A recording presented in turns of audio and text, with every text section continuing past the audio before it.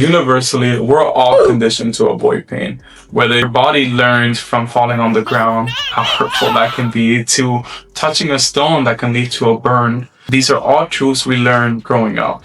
But what we're told, the same things could also apply to emotional hurt when it comes to vulnerability. We love and let people easier when we feel safe.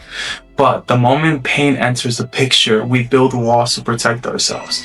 We convince ourselves that distance equals safety, but in doing so, we lose connection. This is all very truthful, especially in today's society.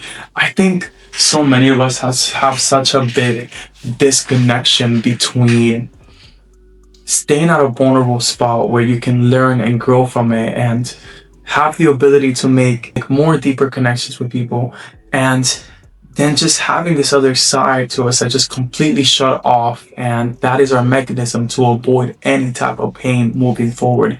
Just having a subconscious wall being built up to avoid any distressful situation, which can be good so we continue and experience life and learn from it, but it can also be a poor decision our body makes that will seclude us from making those genuine connections with other people and feeling less lonely. It's interesting because then we wonder why there's such a big loneliness epidemic, and it's literally can be just as simple as vulnerability is not allowing many of us to showcase all ourselves and all sides of us because we fear a lack of safety, when in fact we allow ourselves to have those moments where we would be the most connected with the people around us, as we would be able to understand fully how those feelings feel. So why make this video? What is the purpose of this video?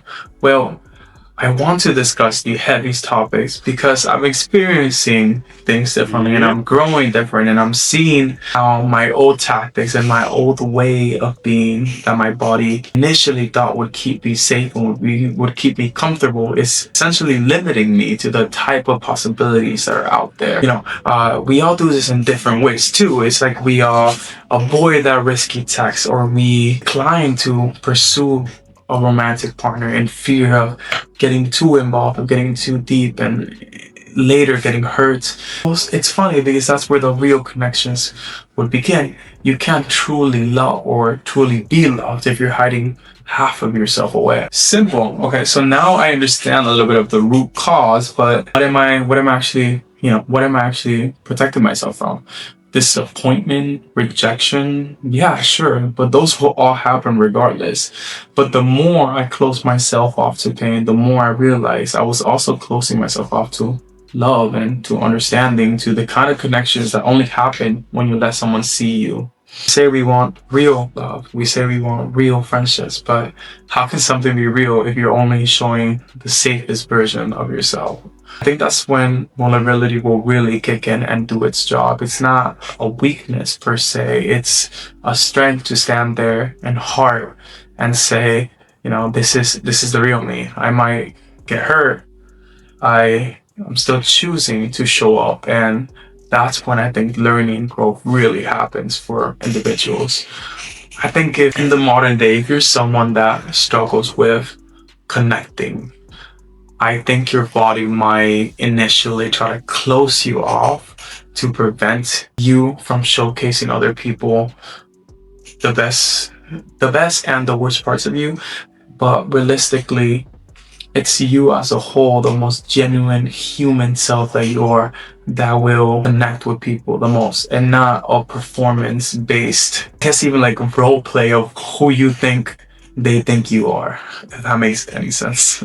Nope. And we learn this as kids. It's not even most of our thoughts. We're conditioned emotionally to think this way, to wire ourselves to avoid pain this way. It's very, very interesting. It's so interesting how we keep ourselves safe from something we want by blocking ourselves to the connection that is required to get that thing we want. In this case, like a romantic partner or a true friendship or like a connection with your family. It's so interesting just how our mind plays these little like mind games instead of doing the simplest option, which is to genuinely showcase exactly how you feel and exactly who you are, no matter of the outcome, no matter of the response of the person or the outcome of the situation. Because your most genuine self is always going to be the number one thing that can bring forward that connection. Social media plays such a big part of our culture that we built a culture that praises strength, praises success and confidence, but forgets that the real strength is the courage to be honest, to showcase yourself all around with the vulnerable parts, with the parts that might not be deemed as attractive to certain people, but it's exactly who you are behind closed doors. A phrase I used to tell myself all the time is that I used to think protecting myself from pain made me strong, but in turn it just made me lonely because I couldn't be deemed and I couldn't be seen as anything less than perfect in my, or at least as perfect as I could get in my mind, out of the fear that I would be disappointing or where I wouldn't be bringing forward my best self, when in reality that's not the case at all. It's just I'm blocking myself, or at least was blocking myself off to the possibility of like a real, more genuine connection that is not based on just performative alone. I have a few incidents, but I know there's one that stands out to me where I've tried to reach out to this person, I've tried to connect with this person, and they just weren't available emotionally for me to make that connection. I still tried my best because it's just who I am. I wouldn't be coming forward as 100% who I am if I didn't attempt to reach out again and attempt to make things right, because it's who I am. It was a very vulnerable state for me, and it was a very questionable state where the outcome wasn't going to be what I wanted it to, but it would have been the most genuine side of me that was being showcased, and that made me happier than anything else.